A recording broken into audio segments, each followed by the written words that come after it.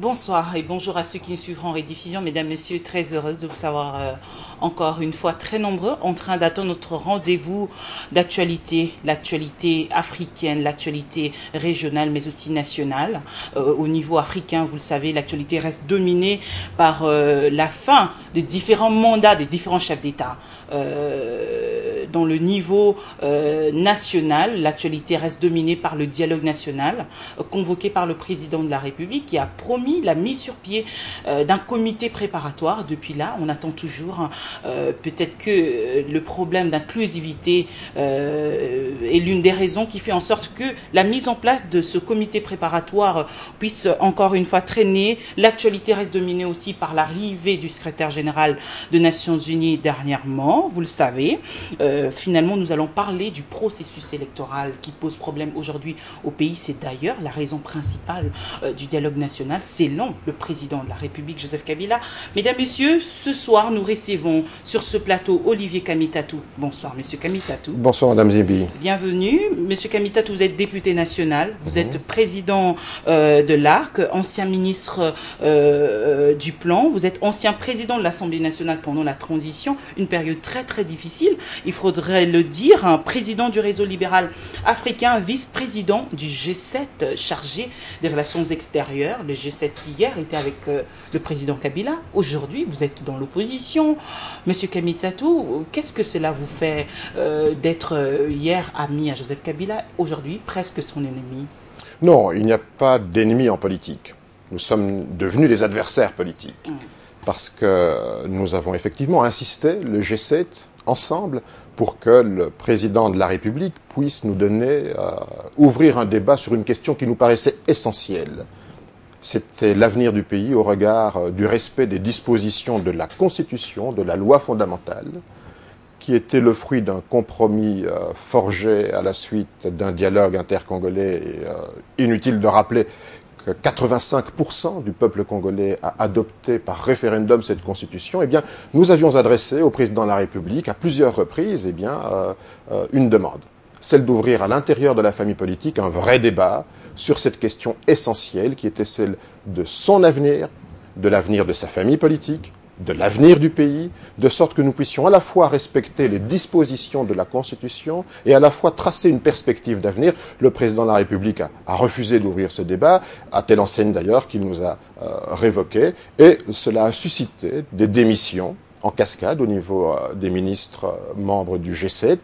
Et pour la première fois, le peuple congolais a vu que la responsabilité en politique était liée à la morale en politique. Que quand on croit en quelque chose, eh bien, le courage, c'est le prix de la dignité. Il faut savoir partir. Voilà, comme ça. Monsieur Kamitatou, pensez-vous que le moment était bien choisi pour ouvrir ce débat-là? Le moment était bien choisi parce que je crois qu'il faut dire la vérité à la population. Il est inutile d'écrire, comme je l'ai lu récemment dans un mémo de la majorité adressé au secrétaire général Ban Ki-moon, nous respectons la Constitution de A à Z. Bon, c'est très bien, le français est peu élaboré, mais il faut aller un peu plus loin. Ce que nous attendions du président de la République, c'est qu'il puisse dire « je respecterai la Constitution » et je ne briguerai pas un troisième mandat puisque je respecterai la Constitution. Quand on dit « je respecterai la Constitution », mais quelle Constitution ? Nous disons le peuple congolais. La Constitution ne règle pas ces problèmes-là de troisième mandat. Elle les règle, effectivement. Mais lorsque quelqu'un vous dit qu'il va respecter la Constitution, pourquoi voulez-vous qu'il donne des détails ou des précisions? Parce qu'on a besoin de détails et de précisions et que, effectivement, le diable souvent est dans le détail. Et que ajouter une incise, je ne briguerai pas un troisième mandat, c'est si douloureux, ça vous arrache le cœur. Non, c'est une question de responsabilité devant le peuple congolais, devant sa famille politique. Eh bien, quand on ne veut pas assumer cette deuxième incise qui est « je ne briguerai pas un troisième mandat », on voit trop à travers l'Afrique, dans les pays voisins, et ailleurs même, des chefs d'État qui veulent briguer de nouveaux mandats. Un vient d'être éconduit par un référendum, c'est le président Morales, en Amérique latine. Il voulait des mandats illimités. Ce que nous percevons aujourd'hui, de manière très forte, et que le peuple perçoit, eh bien, c'est qu'il y a une famille politique qui souhaite, pour les besoins d'un seul homme, du président de la République, à laquelle appartient le président de la République. Et que répondrez-vous aujourd'hui, Olivier Kamitatou, à ceux-là qui qualifient des rats d'un navire prêt à chavirer, des traîtres de Joseph Kabila? Non, la trahison, c'est pas par rapport à un homme, c'est par rapport d'abord à ses valeurs, c'est par rapport aux fondements de la démocratie qui sont inscrits dans une constitution adoptée par 85% des Congolais. Là, il y aurait trahison. Je crois qu'aujourd'hui, il faut qu'on puisse sortir de ce vocabulaire « nous avons trahi un homme ». Absolument pas. Nous pourrions dire « il est temps maintenant à cette famille politique de dire la vérité à la population ». Parce que nous le connaissons bien, Joseph Kabila, depuis très longtemps. Nous connaissons bien notre famille ancienne, politique, à laquelle nous n'appartenons plus depuis très longtemps. Et nous savons que se cache toujours dans le non-dit, eh bien, le début d'une crise qui peut être extrêmement grave, aux conséquences qui seront incalculables pour le pays. Mais justement, est-ce qu'il vous a convoqué un jour pour vous dire, ou il lançait des signaux négatifs qui ont fait en sorte que vous puissiez être convaincu de ses intentions de briller un troisième mandat? Eh bien, quand on écrit à 3 reprises à Joseph Kabila, et qu'à la 3e reprise, la réponse est une révocation, faut-il avoir une lecture dirigée de la volonté de quelqu'un? Vous avez bien compris que ce que vous lui avez demandé, eh bien, il ne l'a pas accepté. Nous avons dressé un constat au président de la République. Nous avons dit au président de la République, vous avez un bilan, nous avons un bilan et nous le partageons. Nous le partageons en ce qui est positif et nous le partageons en ce qui est négatif. Des choses ont été réalisées et nous en assumons la paternité. D'autres, dans lesquelles nous nous sommes investis, ont échoué et nous devons effectivement le regretter et probablement rectifier le tir. Nous avons été extrêmement lucides dans notre analyse. Nous avons dit au président de la République, il y a des tensions dans le pays. Ces tensions sont liées effectivement à un 3e mandat, à un changement de constitution.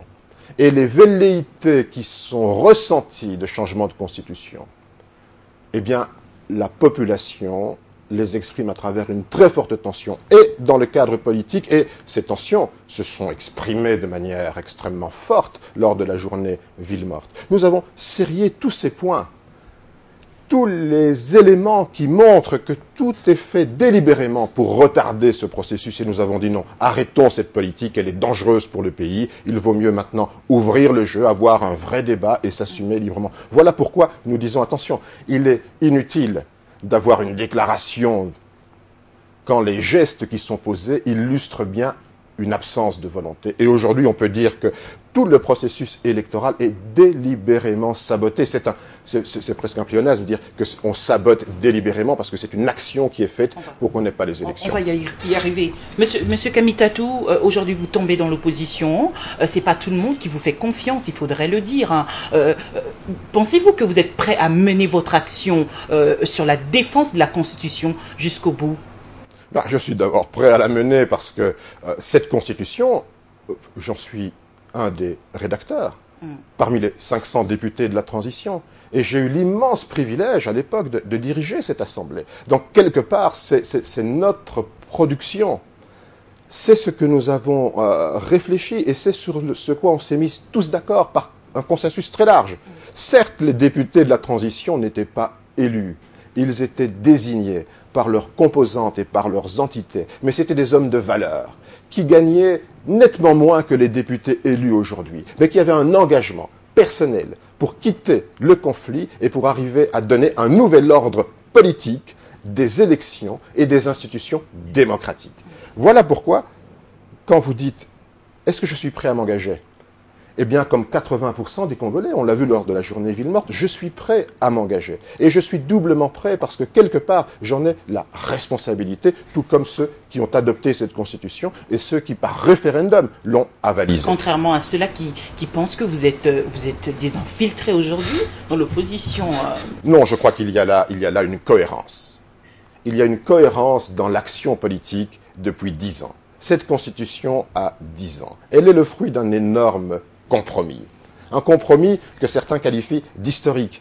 Demandez à Vital Kamerhe, demandez à Roubaix-Roy, demandez à tous ceux qui ont participé au dialogue intercongolais. Ce fut un compromis historique. Chacun s'est départi de ses doutes pour privilégier ce qu'il y avait de plus fort, un sentiment d'unité, d'union nationale et un sentiment qu'il fallait faire confiance dans les Congolais. Et cette confiance, nous l'avons transcrite dans un texte qui a des dispositions intangibles. Eh bien, il faut respecter ces dispositions intangibles. Le fruit de ce compromis a été Joseph Kabila. Parce que quelque part, il est aussi le fruit de ce compromis. Et cette constitution l'a protégé. Il a été élu démocratiquement. Mais tant mieux. Et je salue qu'il était élu, puisque j'appartenais à sa famille politique. Il y a eu coupure avec, non, il n'y a pas eu coupure. Avec un fruit d'un compromis politique, maintenant qu'il est président de la République, élu démocratiquement sur base d'une organisation des élections. Pendant les semaines qui ont émaillé l'élaboration de ce texte, il a fallu faire des compromis.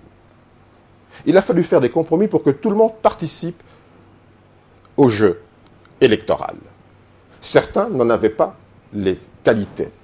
Comme qui, par exemple? Eh bien, quand on compare les constitutions les unes aux autres, que de critiques n'avons-nous pas reçues? Parce qu'on parlait de l'âge, parce qu'on parlait des compétences, parce qu'on parlait de l'expérience, parce qu'on parlait des diplômes, parce qu'on parlait de beaucoup de choses. Joseph Kabila n'avait-il pas des compétences, oui ou non? Il les avait, mais... Oui. Il y avait l'âge, mais tout le monde selon la Constitution, les textes parce que c'était une volonté, mis en place. Parce que c'était une volonté de dire qu'il devait, il pouvait être candidat, une volonté pour dire qu'à 70 ans, on peut toujours être candidat aussi, et nous avons ouvert totalement le jeu. Regardez Congo-Brazzaville, c'est ce qui s'est passé. On a dit à 70 ans, on ne peut plus être président de la République. Il a fallu changer les textes. Nous avons dit, nous faisons le compromis tout de suite. Parce que personne n'a gagné la guerre. Personne n'a perdu la guerre. Nous avons un vrai compromis. Au-delà de la Constitution, c'est bien ça? Non, ils sont inscrits dans la Constitution. Et c'est ce qui fait la valeur de cette Constitution. Parce que 85% des Congolais, vous pensez qu'ils ont lu la Constitution? Non. Certains jusqu'à aujourd'hui ne l'ont pas lu, mais tous comprennent que ce texte est un texte sacré. Tous comprennent que ce document, 85% ont dit oui, parce que ce document représente et illustre une volonté de paix, de stabilité, d'unité, et qu'après des conflits tellement violents, qui ont occasionné tellement de victimes, de larmes et de sang, il était inutile d'aller plus loin, que cette constitution était un oui franc et massif à la paix, à la stabilité, au progrès, et aujourd'hui il réaffirme ça. Je suis convaincu que la majorité des Congolais n'ont pas lu le texte, mais ils savent que ce texte-là est le ferment, le socle, le fondement d'une nation qui doit devenir une nation puissante et qu'il est inutile aujourd'hui de réouvrir ce texte, de remettre en cause ce qui nous a occasionné tellement de conflits pendant autant d'années. Même pas au regard d'urgence que le pays peut connaître. Il n'y a aucune urgence que connaisse le pays quand les urgences sont liées à des individus. Un homme ne peut pas être plus fort qu'une institution et cette constitution, elle est démocratique. Elle a donné un nouvel ordre politique basé sur des institutions. Et c'est là, maintenant je fais une transition, je voudrais être journaliste, je fais la transition. C'est là où il n'y a pas de crise institutionnelle au Congo. Les institutions fonctionnent et elles fonctionnent tellement bien d'ailleurs que certaines, eh bien, débordent dans les crédits qui leur sont alloués, puisqu'elles fonctionnent et elles brassent beaucoup d'argent, ces institutions. Ça veut dire qu'elles marchent. Il n'y a pas de crise institutionnelle. Il y a une crise, peut-être, de l'avenir d'un homme. Mais il n'y a pas de crise des institutions. Et c'est pour ça qu'on ne veut pas un dialogue institution. On ne veut pas un nouveau dialogue intercongolais. On ne veut pas une nouvelle conférence nationale. Nous savons qu'il n'y a pas de crise, il n'y a pas de vide d'une institution. C'est vous qui réduisez le problème à un homme, M. Kamitatou. Aujourd'hui, on parle du problème lié à l'institution de la République, qui met en cause presque l'avenir de la nation. Je peux vous assurer, allez-y, je peux vous assurer que si le président de la République se lève un matin, fait une déclaration pour dire « je ne briguerai pas un troisième mandat », la tension politique et la tension dans la population va baisser immédiatement. Je crois qu'un homme... La population a soif justement d'écouter cela. Ce problème qui a été déjà réglé par la Constitution, pensez-vous que la population attend de Joseph Kabila ça, ou c'est la classe politique? Non, ce n'est pas la classe. Particulièrement celle de l'opposition, M. Kamitatou. Ce n'est pas la classe politique. Quand on regarde ce qui se passe au Burundi, ce qui se passe au Rwanda, ce qui va se passer au Congo-Brazzaville, quand on écoute le secrétaire général des Nations Unies qui dit « mais les tensions dans ce pays sont liées au troisième mandat », c'est un homme éminemment responsable et très sage, qui vient de New York, qui est coréen, et qui constate qu'au Congo, la tension dans le Congo est liée au troisième mandat, que la tension en Afrique est liée au président de la République qui veulent s'incruster dans leur fauteuil. Vous pensez que les Congolais n'ont pas dans le cœur la volonté d'entendre leur président dire « il ne briguera pas un troisième mandat ». Un homme est souvent lié à une date. Charles de Gaulle est lié au 18 juin. Parce qu'il représentait, il incarnait la liberté, la résistance. Patrice Lumumba est lié au 30 juin. Parce qu'il a incarné la dignité retrouvée du peuple noir et du peuple d'Afrique et du peuple congolais. Mobutu Sese Seko est lié au 24 avril. Il a versé une larme, certains disent de crocodile, mais il a tenu un discours historique, il a libéré le champ politique. Est-ce que Joseph Kabila sera-t-il lié à une date? Le 19 décembre? Devra-t-il attendre le 19 décembre? Et on dira, c'est l'homme du 19 décembre qui est resté sur son fauteuil alors qu'il n'avait plus aucune légitimité?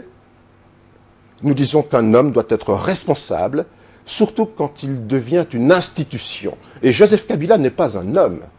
Il est un homme et une institution à la fois. Et nous attendons de lui, en tant qu'institution, qu'il reconnaisse que le 19 décembre, eh bien, son mandat a pris fin. Monsieur Kamitatou, les indicateurs de cette responsabilité que vous venez d'évoquer, aujourd'hui, ne peuvent pas être considérés comme l'appel au dialogue national convoqué par le président de la République. Il veut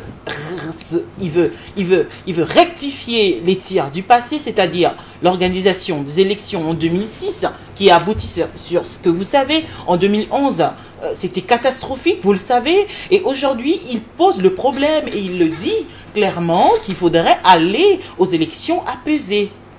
Nous souhaitons des élections apaisées. Nous souhaitons des élections dans les délais prescrits par la Constitution. Nous aurions souhaité que Joseph Kabila soit aussi regardant sur le caractère apaisé des élections qu'il ne soit regardant sur le financement du processus. Qu'avons-nous constaté? C'est que cette volonté tout d'un coup exprimée, tout le monde se met ensemble, nous devons parler à la fois du calendrier électoral, nous devons parler du fichier électoral, nous devons parler du financement des élections, de la sécurisation des élections. Qu'avez-vous mis, oui, dans le fichier, qu'avez-vous mis comme argent? La responsabilité liée aux résultats et aux moyens affectés pour ces élections? Rien. Les obligations qui vous incombent en tant que chef de l'exécutif avec le Premier ministre, qu'avez-vous mis comme argent? Oui, tardivement, on commence à galoper. À l'heure où nous avions les ressources, nous avons joué à la cigale. Nous avons investi 900 millions, 1 milliard dans des projets qui n'étaient pas budgétisés. Nous ne pensions pas aux élections à ce moment-là. Aujourd'hui, la responsabilité incombe seule à ceux qui avaient à gérer les deniers de la collectivité, parce que c'est une responsabilité pour l'exécutif que de préparer les élections. Dès lors que maintenant on veut un dialogue, vous dites « Ah, le dialogue est peut-être un rattrapage. » Un rattrapage. Personne ne veut un rattrapage, parce qu'il n'y a personne qui prendra une responsabilité qui n'est pas la sienne. Mais nous disons, attention, vous voulez un dialogue, nous ne voulons pas votre dialogue, parce qu'on sait très bien que ce dialogue est un piège, ce dialogue est une institution que vous voulez créer. C'est un dialogue institution. Vous voulez à la fois des sportifs, des confessions religieuses, des chefs coutumiers, vous voulez des corporations. Or, la question est technique. Ne sont-ils pas concernés par la nation, les questions... Ah oui, s'ils sont concernés par le financement des élections, je dis ça relève du gouvernement et éventuellement du Parlement qui a à contrôler. Si c'est le fichier, ça relève effectivement des techniques pour élaborer un fichier, pour intégrer les jeunes majeurs, enlever ceux qui sont décédés, et ça relève de la responsabilité de la CENI. Si c'est la sécurisation, ça relève du gouvernement à travers le ministre de l'Intérieur, les forces de police, éventuellement de la MONUSCO s'ils assistent les forces de la police.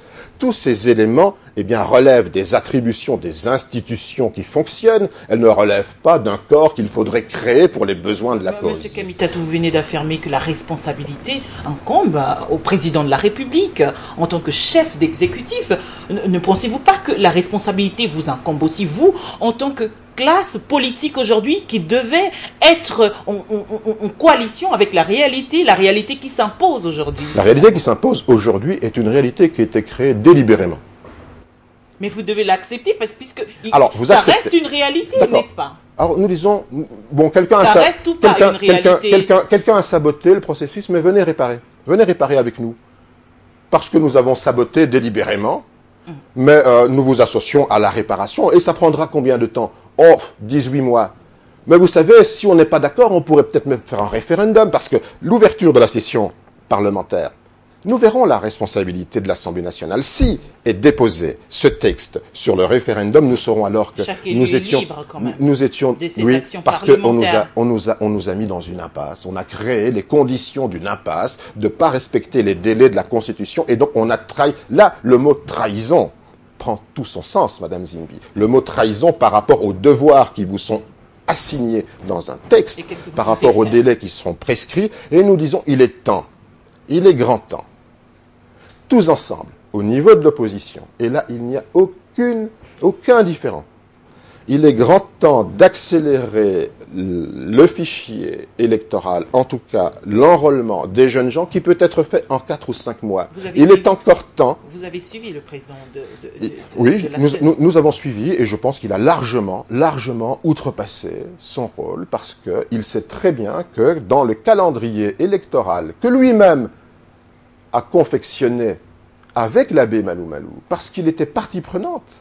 Ce n'est pas quelqu'un débarqué de la planète Mars. Il a travaillé un calendrier qui fixait très bien les dispositions dans ce calendrier du 12 février 2015 que, eh bien, la révision du fichier électoral, la révision partielle pour intégrer les jeunes gens, ne pouvait excéder 4 ou 5 mois. Comment aujourd'hui, la même personnalité nous dit c'est plus 4-5 mois, c'est 16 mois.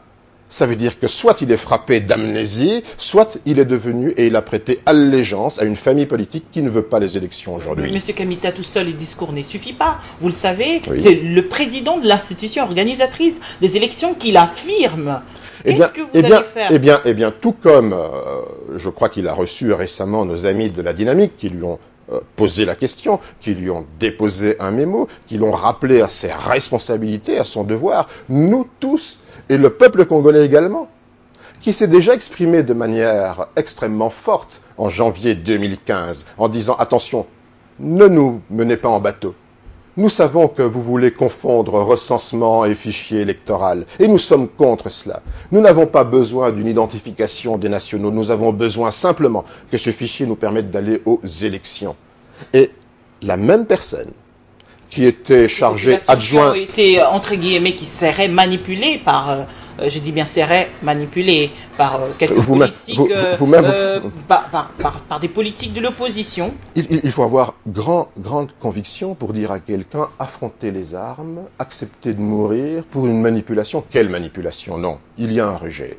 Il y a un rejet d'une politique de sabotage. Il y a un appel à la responsabilité. Il y a une volonté qui est exprimée tout à fait librement par tous les Congolais de dire « Nous voulons des élections dans les délais prescrits par la Constitution parce que c'est notre Constitution, ce sont les règles du jeu et on ne les change pas. » Les mêmes actions que nous avons vues au Burundi, au Congo-Brazzaville, mais fin des fins, la finalité qui compte, Monsieur Kamitatou. Nous disons que fin des fins, l'arbitre et la plus puissante armée au monde reste le peuple congolais.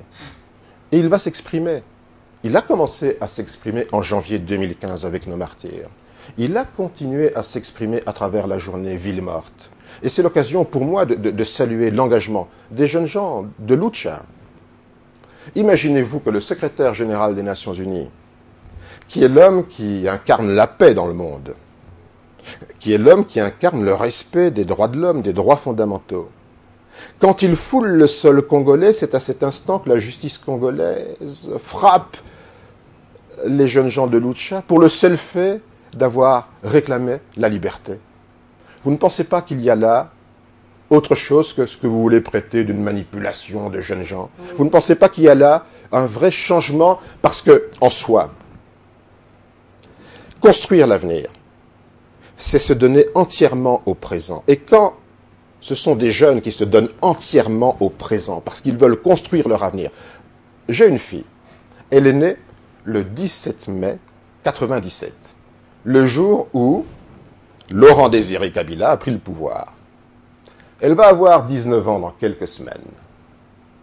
Je ne veux pas que les 20 prochaines années, ma fille qui fait le droit dans une université, puisse toujours vivre sous la botte d'un régime qui a refusé des élections ou qui a manipulé les constitutions. Parce qu'aujourd'hui, ce régime, il a 20 ans. Votre fille va vous condamner parce que vous avez été avec ce régime, M. Kamita. Et parce que vous avez travaillé avec ce régime. Aujourd'hui, vous ne pouvez pas dire ça, vous le savez. Mais si, vous avez travaillé avec ce régime. Madame Zimbi, travailler avec... Vous avez collaboré avec ce régime. Attention. Et lorsque ça sent plus bon, vous avez lâché ce régime. Non, c'est pas parce que ça sent plus bon. Attention, Madame Zimbi. Allez-y. Quand vous dites que vous avez collaboré avec ce régime est mauvais? C'est à vous de répondre. Non, vous avez collaboré. Et vous savez que le mot collaboration, vous-même, vous savez que ce régime est mauvais s'il va au-delà. Non, je vous prends à votre dialectique. Ce régime est mauvais s'il va au-delà de la Constitution. Ce régime sera un régime mauvais. Et aujourd'hui, il n'est pas encore mauvais. Jusque-là, il n'est pas encore mauvais. Jusque-là, un homme incarne. Le bilan de Kabila est bon. Non, il n'est pas bon. Nous l'avons écrit. Le bilan est bon. Vous tous ensemble, vous avez. Madame, oui, vous aimez les choses, c'est noir ou c'est blanc. Nous disons, ce bilan, il est mitigé. Des choses ont été réalisées et nous devons en être fiers. Des choses n'ont pas été faites et nous devons le regretter. Et nous amender si elles n'ont pas été faites. Parce que ce bilan, nous en sommes comptables. Mais dites, la collaboration, avec tout ce que cela comporte de péjoratif. Oui, j'ai collaboré avec ce régime. Aussi longtemps que ce régime me donnait l'assurance qu'il respecterait la loi fondamentale adoptée par les Congolais. Le jour où j'ai eu la conviction qu'il ne le respecterait pas, j'ai quitté ce régime. Eh bien, si je dois faire mea culpa parce que j'ai collaboré à ce régime, je dis, ce régime, eh bien, le régime de Joseph Kabila, jusqu'à preuve du contraire, il peut encore, s'il dit à la nation, dans un discours historique, eh bien, je respecte la Constitution, je ne briguerai pas un troisième mandat, et je laisserai les forces politiques démocratiquement élire par un processus crédible mon successeur, je dirais, cet homme a une chance de rester dans l'histoire du pays. On revient à Ban Ki-moon. Vous venez de faire allusion à Ban Ki-moon. Arrivé à Goma, il a trouvé cette nouvelle, mais finalement, il y a quand même une partie des populations de Goma que moi j'ai contacté personnellement qui se sentent choquées par le rapport publié par les experts des Nations Unies qui inculpait le Rwanda dans la guerre dans l'est de la République démocratique du Congo, et jusque-là l'indifférence de Ban Ki-moon qui s'est jamais prononcé clairement là-dessus. Monsieur Kamita, que répondrez-vous à ces gens-là? Je dirais que puisque ici, vous avez dit que Ban Ki-moon incarne la paix, etc. Tout à fait. Parce qu'aujourd'hui c'est la loi supérieure. Aujourd'hui, quand une résolution des Nations Unies est adoptée, elle tient en l'état tout ce que les États, les gouvernements peuvent eux-mêmes adopter. Parce que nous souscrivons à cela. Nous avons quitté la société des nations qui a provoqué les guerres, parce qu'elle manquait de courage. Vous répondez à ces gens-là? Et je réponds à ces gens-là en disant très clairement, je n'ai pas ici à faire le procès de ce qui ne marche pas dans les Nations Unies. Mais si les Nations Unies n'étaient pas là, si la MONUSCO n'était pas là, si les forces en action n'essayaient pas de contraindre les groupes armés à être démantelés, à quitter la République démocratique du Congo, où en serions-nous aujourd'hui? Je crois que là aussi, il ne faut pas avoir un discours dichotomique. Tout est mauvais et donc nous ne devons pas... Non, voyons les choses avec lucidité. C'est que nous étions un État failli, où des armées étrangères occupaient l'espace national. Nous avons récupéré une souveraineté. La réunification s'est faite avec l'aide et le soutien des Nations Unies. Eh bien, prenons le meilleur et essayons de rectifier là où les choses n'ont pas pu se faire telles que nous les entendions. Les jeunes de Lucha ont été arrêtés finalement. Aujourd'hui, pensez-vous que la justice a failli? Moi, je dirais... D'abord, le courage n'a pas d'âge. Vous avez vu ces jeunes? Ils sont très jeunes. Vous avez vu leur attitude pendant leur condamnation? Elle était d'une dignité et d'une sérénité exemplaires. Parce qu'elle montre le courage et une détermination. Parce que l'appareil de la justice congolaise, a besoin d'être réhabilité. Parce qu'effectivement, il est là question de dignité. Aujourd'hui, j'écoutais à la radio le procès Rivonia de l'ANC. J'ai visité le musée de l'apartheid il y a quelques semaines. Je passais à Johannesburg. J'y ai vu les mêmes engins anti-émeutes qui sont déployés ici ou qu'on importe à prix d'argent. J'y ai vu les mêmes caméras qui, ici, ont filmé les avenues désertes lors de la journée Ville morte. Parce que quand on met des caméras, c'est soi-disant pour filmer les agitateurs, les exposer, les traduire en justice. Mais les mêmes caméras pourraient également produire le film des avenues désertes. Pourquoi on ne les utilise pas aujourd'hui? Eh bien, je vous dirais, pour revenir à Lucha, L'essentiel, et l'essentiel, je reviens sur l'essentiel, et c'est ça l'essentiel, c'est qu'il y a une détermination des jeunes, et qu'elle outrepasse tout ce qu'il y a d'injustice. Et plus l'injustice est frappante, et plus ces jeunes, eh bien, se verront être exemplaires. Qui ne sont pas au-dessus de la loi non plus. Hein. Attendez, est-ce que la loi, est-ce qu'elle n'est pas instrumentalisée pour aller condamner des jeunes qui simplement demandent à ce qu'il y ait des élections, à ce que les champs d'espace soient libérés? Est-ce que le même constat n'a pas été dressé par tout le monde, qu'aujourd'hui, l'espace politique, les champs des libertés sont en train d'être confisqués, d'être réduits à leur plus simple expression? Est-ce qu'on ne voit pas les arrestations arbitraires? Est-ce qu'on ne voit pas des députés, des élus croupir en prison? Est-ce qu'on ne voit pas des gens qui sont dans l'incapacité de prendre leur avion, comme Martin Fayoulou, comme Moïse Katumbi, pour aller chez eux, à l'intérieur, pour aller battre campagne, expliquer aux populations ce qui se passe? Est-ce qu'on ne voit pas des radios qui sont confisquées? Est-ce qu'on ne voit pas des chaînes de télévision qui sont réduites au silence? Mais tout ça, ça participe de quoi? Mais justement, M. Kamitatou, tout ce que vous venez de soulever, de citer, vous l'avez remarqué quand? Parce que vous étiez ministre du Plan, parce que je crois que vous ne les dénonciez pas. Aujourd'hui, vous l'avez remarqué. Aujourd'hui, vos yeux se sont ouverts brusquement. Allez-y. Sa situation s'est aggravée. Je suis pas le seul à le dire. Peut-être non. Peut-être le mot peut-être était-elle grave. Mais fallait-il encore l'aggraver plus? Eh bien, je vous dirais, parce que vous aimez rappeler vous avez été ministre, vous êtes responsable. Je suis responsable. Mais à partir du moment où, effectivement, colle à la peau. quand la raison nous indique que là, nous sommes en train d'aller vers une crise aux conséquences incalculables, qui risque de provoquer des désordres, qui risque de diviser profondément une nation. Ça fait maintenant 2 ans que j'en appelle à dire, on ne divise pas une nation pour le destin d'un seul homme. Beaucoup l'ont compris. Et je crois que 2 ans de répétition, partout, que je sois ministre, que je sois dans d'autres fonctions, pour dire on ne divise pas un pays pour un destin d'un homme, cela est inacceptable. Eh bien ça, j'assume entièrement ma responsabilité. Bon, on revient au dialogue national aujourd'hui. Monsieur Kamitatou, vous l'avez dit, vous ne voulez pas du dialogue convoqué par le président Kabila. Vous voulez de quel dialogue finalement ? Finalement, ce que nous considérons comme le plus important, c'est que les institutions qui sont chargées des éléments techniques qui ne nous permettent pas d'aller aux élections, eh bien, que la CENI, l'opposition, la majorité, nous regardions tous ensemble. Pourquoi nous ne pouvons pas aller aux élections et quelles sont les mesures rectificatives à prendre? Et c'est comme ça que, d'un commun accord, toute l'opposition et au-delà, la société civile aussi a demandé aux Nations Unies qu'il y ait un envoyé, un délégué pour les élections. Parce qu'à côté de la CENI, il nous faut maintenant un grand scrutateur pour nous dire, effectivement, c'est vrai ou c'est pas vrai.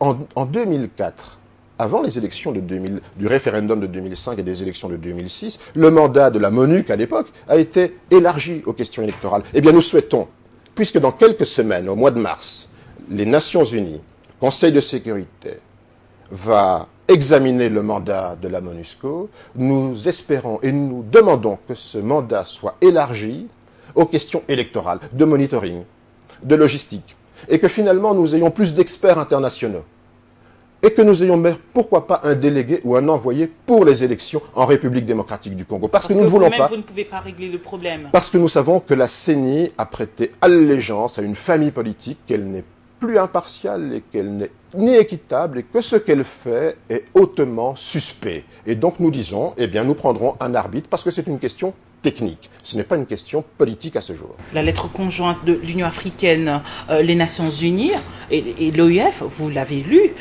qui encourage les politiques à aller au dialogue. Monsieur Kamitatou, comment avez-vous réagi tout de suite? Il nous encourage à aller au dialogue, et puis vous n'avez pas continué. Ce n'est pas le dialogue de Joseph Kabila. C'est un dialogue qui respecte la Constitution et les délais des élections. Et Joseph Kabila vous a dit que son dialogue ne va pas respecter... Nous savons que son dialogue... Vous savez sur base de quoi, M. Kamitatou? Aujourd'hui, c'est tout le monde qui s'agite sur base de rien. On doit rester responsable dans ce que nous faisons. Parce qu'on n'a pas besoin de chefs coutumiers, de sportifs, de chanteurs et d'autres confessions autres pour faire un dialogue.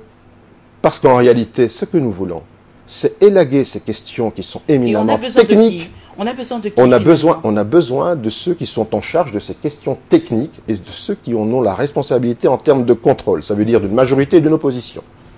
Qui peut dire effectivement, là, nous avons tous les gages que nous sommes en train d'aller aux élections dans les délais de la Constitution. Prescrits par la Constitution. Seulement les concernés. Mais évidemment. Qui va-t-on élire? La société civile? Les chefs coutumiers? Les sportifs? Les abbés? Les pasteurs? Non. On va élire des hommes et des femmes politiques. Donc c'est eux qui sont les principaux concernés. Ne joue-t-il pas un rôle important dans un processus de paix? Mais dans un processus de paix, ils peuvent jouer un rôle important, mais nous ne sommes pas dans un conflit, nous ne sommes pas dans un vide institutionnel, nous sommes simplement à examiner des questions techniques dont nous sentons que certaines d'entre elles sont délibérément sabotées. Les perspectives politiques sont bonnes selon vous? Il y a une crise politique, institutionnelle. Quelle est la crise? L'avez-vous définie? C'est quoi la crise? Joseph Kabila veut rester au pouvoir, c'est ça la crise? À part ça, il n'y a pas d'autre crise. Le Premier ministre Matata nous dit que tout va bien. La Banque centrale prend des mesures correctives, même... tout va bien. Où est la crise institutionnelle? Y en a-t-il une? Il n'y en a pas. Je vous mets au défi de la définir. Vous êtes une observatrice de la vie politique. Où est la crise? Je vois pas de crise. Je vois une peur. Je vois la peur d'une famille politique. Je vois la peur d'une famille biologique. Je vois la peur d'un homme de se dire « Mais que vais-je advenir le 20 décembre ?» Le 20 décembre, si vous êtes toujours président de la République, vous n'aurez plus de légitimité. Ça, on peut le lui dire. Mais la Constitution... Mais le 20 décembre, on peut lui... Mais le 20 décembre, Madame Zimbi, on peut dire également, le 20 décembre, vous savez, un président dans le monde, à Haïti, a considéré qu'il avait échoué dans sa mission d'organiser les élections.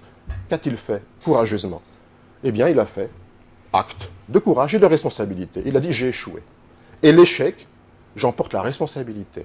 Parce que je suis le président de la République et je suis une institution. J'ai échoué. Et donc je laisse le mandat à un intérimaire. Chacun a sa façon de procéder. Eh bien, c'était une façon extrêmement digne et personne ne peut le lui reprocher. Je n'ai pas vu un seul reproche dans le monde, Madame Zimbi. Avez-vous lu un reproche sur Martelly dans le monde? On a salué cet engagement. Olivier Kamitatou, vous avez parlé de l'opposition, la majorité. C'est ce que vous voulez que Joseph Kabila fasse finalement? Parce que c'est aussi une sorte de proposition. Non. Nous voulons que Joseph Kabila organise les élections dans les délais prescrits par la Constitution. Il doit d'abord dialoguer avec vous. Ah bon? C'est ça. C'est ça le problème, Monsieur Kamitatou. Ah oui, donc ça c'est un préalable maintenant. C'est écrit dans la Constitution que en 2005... C'est lui le président de la République. En 2011, il devait dialoguer avec quelqu'un? Pourquoi doit-il dialoguer en 2016, Madame Zimbi? Vous venez de dire qu'il est le chef d'exécutif, oui. Mais c'est lui le président de la République, c'est lui qui dit qu'il y a un problème. Il y a un problème au pays. Le problème, c'est... Il y a un problème au pays. Alors vous devez négocier, vous devez discuter. Mais c'est quoi le problème au pays? C'est quoi? Il y a une crise? Il vient de recevoir aujourd'hui, ou hier, une grande conférence sur les investissements. Il a dressé un discours sur l'avenir, en disant « Le Congo a un rôle pivot à jouer pour les investissements et le secteur privé. » Elle est où la crise? Il a dit qu'il y avait une crise et qu'il ne peut pas réunir les investisseurs? On ne mélange pas tout quand même. Non. On ne mélange pas tout. Il a posé le problème des élections. Il a posé les problèmes des élections. Les élections, toutes les questions qu'il a posées. Le calendrier électoral, nous lui avons dit, il y a des élections dont le calendrier est fixé par la Constitution, Monsieur le Président, et ça, c'est l'article 70, 73 de la Constitution. Ok, d'accord.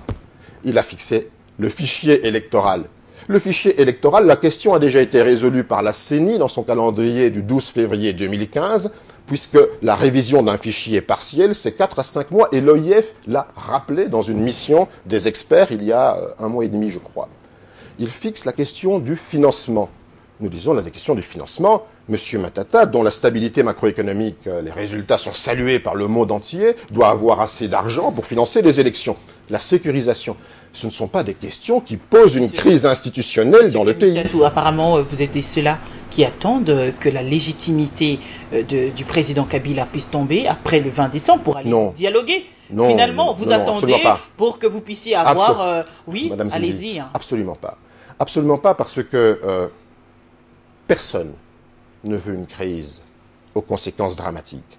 Personne ne souhaite qu'une goutte de sang, que des larmes et de la souffrance, que des centaines de milliers de Congolais aient à souffrir parce qu'il n'y a pas eu d'élections, alors que nous pouvions les faire, les élections. Mais parce qu'aujourd'hui, tout le monde a conscience qu'il y a délibérément un sabotage et qu'il est temps d'en terminer là. Et la journée Ville-Morte a montré une grande chose. C'est un engagement des Congolaises et des Congolais à dire « halte, ça suffit ». Nous voulons des élections dans les délais. Il n'y a pas de crise institutionnelle. Il peut y avoir des éléments qui peuvent rassurer les uns et les autres. Et nous devons creuser sur ces éléments. Personne ne dit non à discuter des éléments qui peuvent rassurer. Mais on dit au-dessus de tout, il y a une constitution avec des délais, avec un processus électoral. Il y a des libertés fondamentales qu'il faut respecter. Il y a un arbitraire qu'il faut évacuer. Il y a finalement à ce que notre pays devienne exemplaire. Monsieur en Afrique centrale. Si seulement vous mettez dans un consensus, c'est-à-dire aujourd'hui la CENI est claire, elle a besoin de 16 mois, elle a besoin de plusieurs hélicoptères, elle a besoin de 2 milliards de dollars. J'ai eu la chance, Madame Zimbi. Elle a besoin encore et encore. Et à votre niveau, vous obligez finalement, qu'est-ce qui va se passer hein? Eh bien, si c'était le premier processus électoral et nous n'avions pas de repères historiques, malheureusement, nous avons des repères historiques en 2005. Nous avons des repères le monde évolue, les choses changent. Eh bien, elles changent en mieux. Les contraintes se multiplient. Les contraintes se multiplient. Les contraintes, surtout techniques, se multiplient, vous le savez. Je sais qu'aujourd'hui, on n'est plus dans la culture du papier. Je sais qu'aujourd'hui, un sondage scientifique de la population qui, en 1984, mettait 3 ans, aujourd'hui, parce qu'il y a Internet, parce qu'il y a iCloud, parce que nous avons tous des tablettes, un sondage se fait en 9 mois. Pas un sondage, un recensement scientifique de la population se fait en 9 mois. Et je sais qu'aujourd'hui, avec les techniques modernes et l'informatique, réviser le fichier de manière partielle pour intégrer les jeunes gens de 18 ans, ça met 4 mois, pas 16 mois. Et parce que j'ai effectivement été à la manœuvre comme président de l'Assemblée nationale de transition pour le fichier électoral, le tout premier, financé en partie par l'Union européenne, où nous avons en 7 mois enregistré 25 millions de Congolais. Vous pensez que depuis 2005, 10 ans après, les techniques n'ont pas évolué? Qu'on ne peut pas aller plus vite que les 7 mois? Non pas pour 25 millions, mais pour ceux qui sont majeurs. Et donc je dis, attention, Monsieur Nanga, vous êtes en train de pencher pour servir les intérêts d'une famille politique, pas pour servir les intérêts d'une institution indépendante et surtout les intérêts du peuple congolais qui veut les élections. Il y a rien qui prouve justement qu'il est dans le faux, Corneille Nanga. C'est lui le président de la CENI, finalement. Oui, mais c'est le même Corneille Nanga qui a participé au calendrier global de 2012 dans lequel il écrivait qu'il fallait 4 à 5 mois pour un fichier révisé. C'est le même Corneille Nanga qui était l'adjoint de M. Missoni à l'époque, qui a donc travaillé au plus près, qui a lui-même dit qu'il fallait 4 à 5 mois pour faire la révision de ce fichier. Alors, où est l'incohérence? C'est pas de mon fait. Ne me fustigez pas, moi je ne prends que des repères historiques. Je dis on l'a fait en 7 mois en 2005, on l'a fait en 5 mois en 2011. Pourquoi faut-il 16 mois en 2016? Monsieur Kamitatou, c'est la raison d'ailleurs qui vous pousse à demander à ce que le mandat de la MONUSCO soit élargi.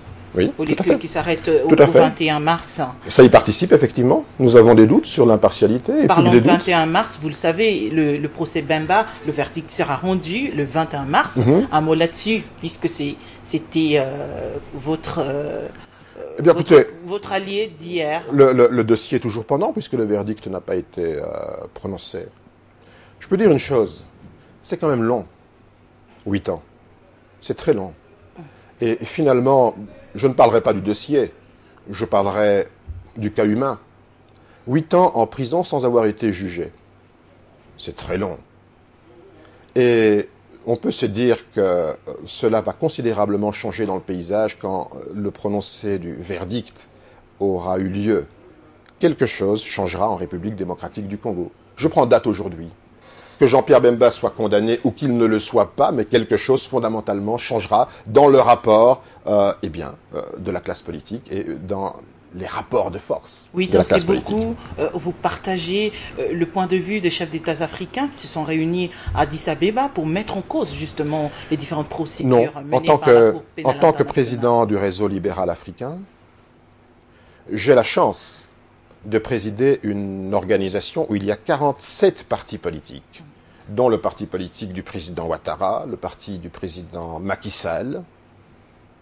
Et je peux vous dire que j'ai pris une déclaration très forte en disant non, nous devons rester membres et part à la Cour internationale parce qu'elle permet d'empêcher les dérives, parce qu'elle brandit de loin une sanction qui peut s'abattre à tout moment sur ceux qui veulent violenter leur population, ceux qui veulent tuer des gens dans l'impunité. Elle peut avoir des problèmes. Et il y a certainement des problèmes. En dépit des signaux négatifs en termes de crédibilité. Je suis contre tout club de chefs d'État qui veulent s'arroger une espèce d'impunité et qui se disent « Ouh là là, cette Cour pénale internationale pourrait me frapper si je ne vais pas molester, arrêter arbitrairement ou tuer. » des signaux négatifs en termes de crédibilité de cette Cour pénale internationale. Je crois qu'elle fait beaucoup plus de bien à l'humanité qu'elle ne fait de mal. Et je crois que son rôle est très utile. Et qu'il ne faut absolument pas laisser le moindre doute sur le fait que ceux qui, parmi les chefs, jusqu'aux chefs d'État, les chefs de guerre et autres, que les crimes de guerre, que les crimes contre l'humanité, que les crimes de génocide sont imprescriptibles et qu'il y a une institution internationale chargée de ces dossiers, eh bien je crois que c'est un énorme progrès. Monsieur Kamitatou, juste en passant, les États-Unis, qui est l'un des pays qui finance cette Cour pénale internationale, justement, elles-mêmes, les États-Unis ne sont pas membres, hein, il faudrait le dire, de cette Cour pénale internationale. Non, ils ne sont pas membres, mais ça c'est la politique américaine. Moi, je suis congolais et j'assume que cette Cour pénale internationale est utile au monde, est utile à l'humanité. On va bientôt chuter, Monsieur Kamitatou. Vous avez débarqué dans l'opposition. Aujourd'hui, vous êtes des opposants à Monsieur Kabila. L'un de vous, aujourd'hui, qui vous a rejoint aussi dans l'opposition, c'est Moïse Katumbi qui a proposé les primaires dans l'opposition en perspective d'une organisation des élections en vue d'adopter, soit d'avoir un candidat commun, unique de l'opposition. Ce serait une bonne chose. Ce serait une chose extrêmement importante. Parce qu'il y a là, quand on va à l'élection présidentielle, nous parlons du destin d'un homme avec une nation. C'est un rendez-vous, une élection présidentielle. Un homme et une nation. Mais ce n'est pas suffisant. Il faut porter un projet, il faut porter une vision, il faut porter un espoir. Ce sera au niveau d'abord des primaires. Et je crois que, non, il ne faut pas non plus dire les primaires, c'est les primaires à la française ou à l'américaine, où ils vont faire le tour des villes. Non, je crois qu'il y a lieu que chacun... Non, au niveau de l'opposition. Je crois que c'est une excellente chose que nous fassions tous les efforts possibles. Une bonne idée. Pour que, c'est une excellente idée, qu'il y ait un candidat qui puisse, eh bien, avoir le soutien de tous les opposants et qui puisse incarner le désir de changement, d'alternance, le projet, la vision derrière laquelle nous allons construire un nouveau Congo, que nous voulons un Congo à la fois uni, à la fois démocratique, à la fois prospère et surtout solidaire. Les avertis pensent que Moïse Katumbi est pressenti justement le gagnant de ces primaires au sein de l'opposition. C'est la raison qui pousse d'ailleurs les autres leaders de la dynamique même de l'opposition à pouvoir rejeter cette idée. Mais pourquoi rejeter l'idée? Il y a des hommes qui ont d'énormes qualités dans l'opposition. Moïse Katumbi n'en manque pas. Et je crois que... Vous allez le soutenir si c'est lui qui... Si seulement dans l'hypothèse. En tout cas, je l'ai dit et je l'ai affirmé qu'il avait toutes les qualités et qu'au jour d'aujourd'hui, Moïse Katumbi n'est pas candidat. Je n'ai pas entendu d'acte de candidature. Bon, il y a l'ancien candidat de 2011, Vital Kamerhe.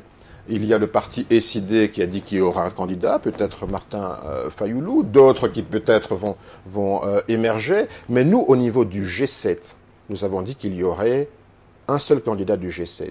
Et donc, au niveau de l'arc de mon parti, qui fait partie du G7, nous avons considéré que, eh bien, nous devions déjà arriver seulement à avoir un programme avec nos valeurs, des valeurs fondamentales de liberté, de démocratie, et que celui qui sera le mieux à même de porter ces valeurs et de convaincre le peuple congolais de la justesse de son programme et de sa vision, nous le soutiendrions. Et donc, déjà à l'intérieur du G7, à l'intérieur des partis comme l'ARC, du G7, eh bien, cette démarche qui est de dire nous devons avoir un programme commun, cette démarche est en cours actuellement. Au niveau de l'opposition, dans sa diversité, il ne faudrait pas non plus que c'est pas une dictature. Il faudrait pas non plus que c'est-à-dire les ambitions soient démesurées, Monsieur Kamitatou. Tout à fait. Ils ne doivent pas être démesurées, mais il faut avoir des exigences très claires. L'ARC a un programme. Ce programme, nous sommes un parti libéral, pas pour le moins. Je suis aussi vice-président de l'Internationale libérale. Et donc, nous voulons porter un programme qui mette en valeur, une vision qui mette en valeur, eh bien, la liberté. L'ARC a été fragilisé par une autre version de l'ARC. Oui, terriblement. Comme je l'ai dit. Vous le reconnaissez quand même. Le courage. Vous admettez cette fragilisation? Non, je l'ai dit. Le courage, c'est le prix de la dignité. Quand vous avez des gens qui effectivement se disent que l'argent facile, il faut le prendre au risque même de renoncer à ses valeurs, que voulez-vous faire? Il vaut mieux qu'ils partent, et nous ne les regrettons pas.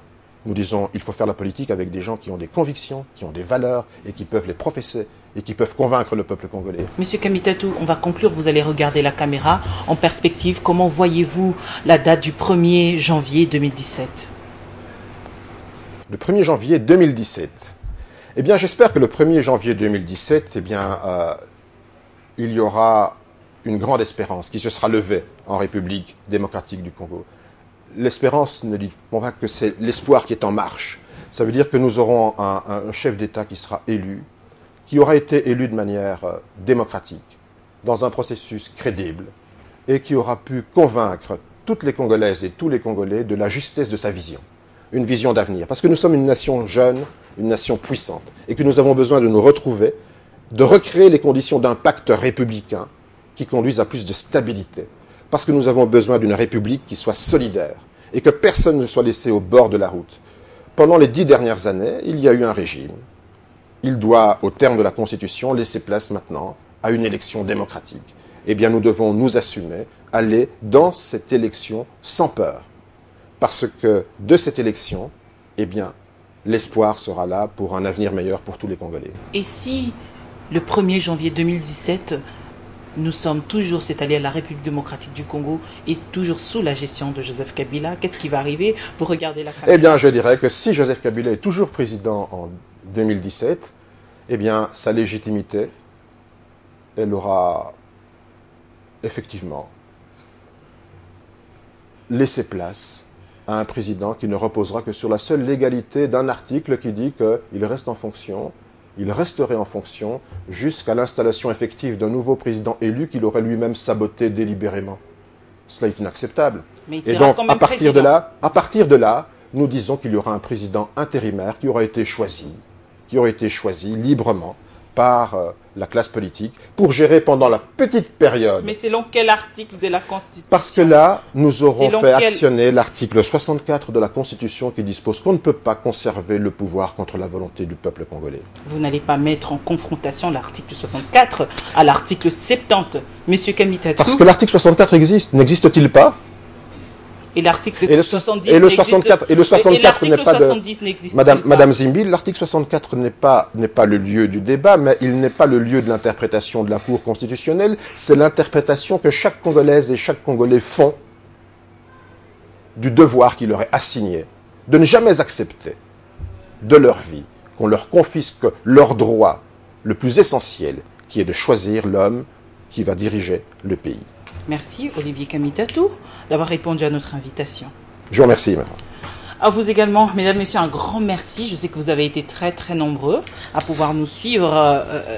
Le regard de ce soir a été porté sur Olivier Kamitatou. Il est président national de l'ARC. Il est député national. Il est vice-président du G7, chargé des relations extérieures. Ancien ministre du Plan, ancien président de l'Assemblée nationale pendant la transition. Vous allez suivre cette émission rediffusion demain, samedi, 9h juste sur Congo Web, sur la page Facebook Dossier d'Afrique.